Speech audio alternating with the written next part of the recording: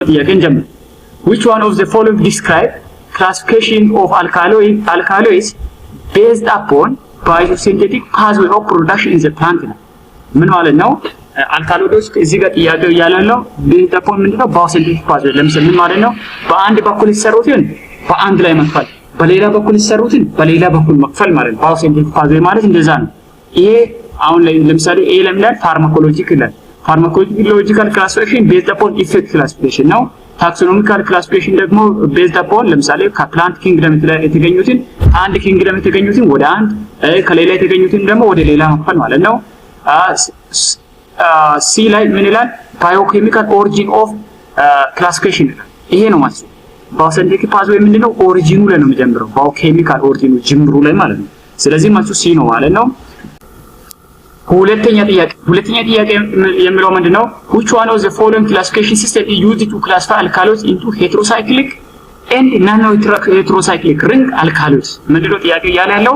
አልካሎይዶችን either heterocyclic or cyclic ring type ናቸው ብለን የምንከፍልበት ቤዙ ምንድነው? what is the base for that classification ነው ያለው። ፋርማኮሎጂክ ቅድም እንዳልኳችሁ ምንድነው? ኢፌክት ክላሲፊኬሽን ነው። ታክሶኖሚካል based upon gene and species classification ነው። biochemical origin of biosynthesis classification of biosynthetic pathway classification ነው። therefore heterocyclic and non-heterocyclic ራሱ ምንድነው? ግልጽ ነው። chemical classification ነው። chemical structure no chemical it is based upon what? chemical structure classification ነው ማለት ነው። ስለዚህ መልሱ ምንድነው?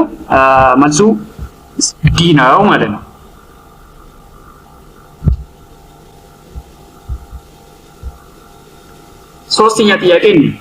ሶስተኛ ጥያቄ ያለው ምንድነው? alkaloids that are derived from amino acids and have nitrogen in the heterocyclic ring structure are ይላል። ምን ማለት ነው?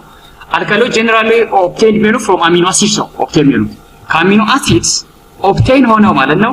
ናይትሮጂኑ በሪንጉ ውስጥ ከሆነ ኤ ትሩ ወይም ታይፒካል ይላል፣ ቢ ፕሮቶ አልካሎይድስ ይላል፣ ሲ ሲውዶ አልካሎይድ ይላል፣ ዲ ፎልስ አልካሎይድ ይላል።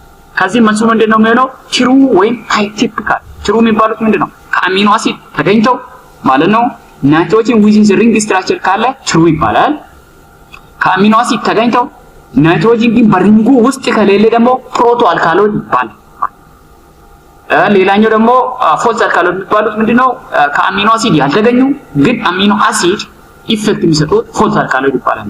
ስለዚህ በዚህ ጥያቄ መሰረት መልሱ ምንድነው ማለት ነው? ኤ ነው የሚሆነው ማለት ነው። ከታች በኩል መልሱ አለ። መልሱን ማየት ትችላላችሁ። መልሱ ያላሳየው በሚገምደው እውቀታችሁን እንድትገመግሙ ብዬ ነው። አራተኛ ጥያቄ እንስራ።